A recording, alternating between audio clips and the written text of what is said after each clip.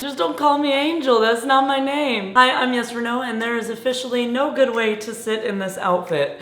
And that is the problem with sexy Halloween costumes. No, yeah, so today we're talking about the problem with this stuff. We're talking about the consequences of looking good. People might want to look at you more. The reason this topic came to my mind was because last year, for the first time in 5 or 6 years, I finally ditched my Hermione costume and I was walking into this Halloween shop. I remember just seeing a pair of wings and thinking, you know what? Fuck it. I actually think that might have been the exact dialogue that went through my head. You know what?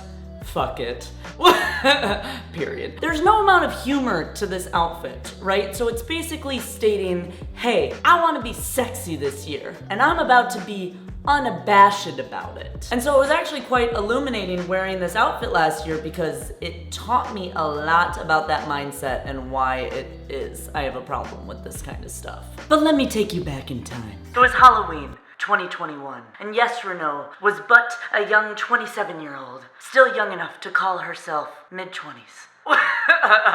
Just passing. And I went out in this outfit and almost immediately I started to get harassed on the street. But can I just say, it wasn't just the catcalls that night. There were men at parties losing the ability to speak English. And one man even followed me off the street and into a private party just to be able to talk to me. Nothing else I've worn has ever elicited so strong a reaction. I kind of ceased to be human to these men, and I became more of an object to them. Because you don't lose the ability to speak English to someone who's just another person to you. You lose the ability to speak English when your mind is concocting another fantasy. And so I think that is a part of the problem with sexy Halloween costumes, is this objectification. But I think another part of that goes a little bit deeper. Let's dive in, shall we? Don't mind if I do. So I think the interesting part of this is that I specifically chose this outfit because I knew it would give me that kind of power. The power of choice over whichever man you want that night. It feels good. I love the power. But it's interesting because even though I was empowering myself in that moment, I don't know if I was doing a good deed for women as a whole. And just because I felt empowered also doesn't mean that that is what the guy on the other side was seeing, right? So we have two separate things, like how I'm being viewed by men and also what this perception of men towards me in a costume that's sexy does to women in aggregate. Let's dissect this. Because we're fighting two kind of battles right now as women. We're fighting to not be objectified, but then we're also fighting for sexual liberation and the ability to be whoever and do whatever we want. And do whoever we want too. Giggity, giggity. But I don't know if you can separate the two, right? I don't know if you can say, hey, I want to be sexual and open for myself and not be objectified by guys. If somebody has it in their head that they want to view you in a two-dimensional way, then I'm not positive there's much you can do to change that. But that doesn't mean I don't try. I guess my best strategy for fighting somebody who sees me as a two-dimensional sex bunny is to never be that sex bunny for them. So if these guys are seeing women in only one way,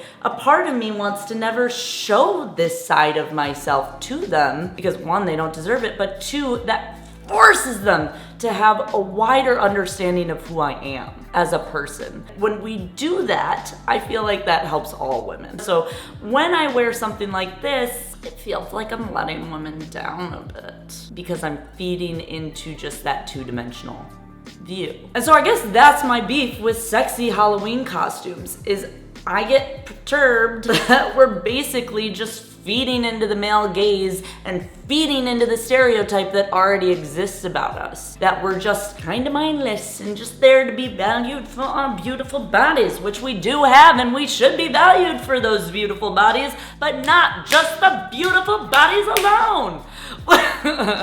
That's gonna get replayed. Oh. What a terrible catch-22 we are stuck in as women. And I guess you can extrapolate this past just sexy Halloween costumes, right? You can also extrapolate it into women who use the girl voice. You know what I'm talking about? That kind of airy voice that just makes us always seem as if we're a male's deepest fantasy. Like, that stuff bothers me. It's not that I don't want women to be who they are, but it's like when who women are 98% of the time is only what appeals to the male gaze, that's when I start to get suspicious. Wait a second, are you doing that for you or are you doing that for him?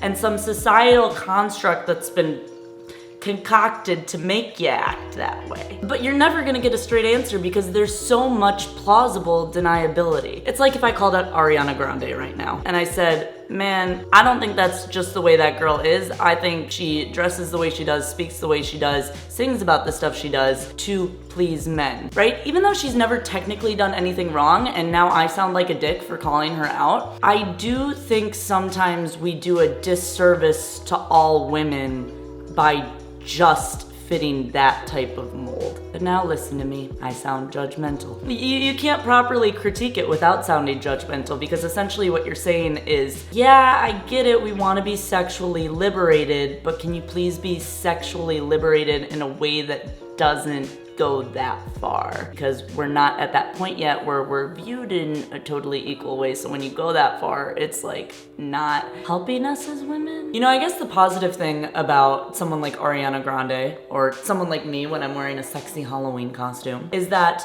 we do have the power now that we're wearing these kind of things to subvert expectations of what somebody wearing an outfit like that might be like. There is some kind of power in that.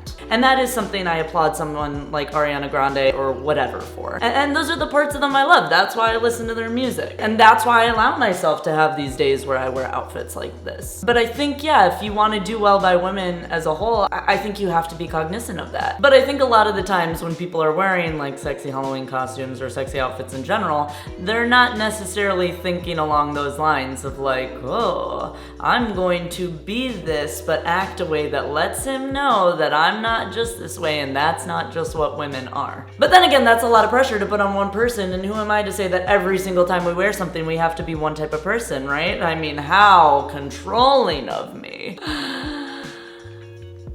But alas. And one more thought, as long as we're on this chugga so cute train, I do have the question of why does this need to be what sexual liberation looks like? Because I mean, I'll tell you what, right? Like, I have never felt my most sexually liberated when I am worrying about how I'm gonna be perceived in somebody else's eyes. When I am wearing a costume for somebody else's desires. I've typically felt most sexually liberated when I'm able to lose myself in the love for another person. And you can't do that when you're wearing a costume because that's just inherently performative. So perhaps I just feel most sexually liberated when I'm naked.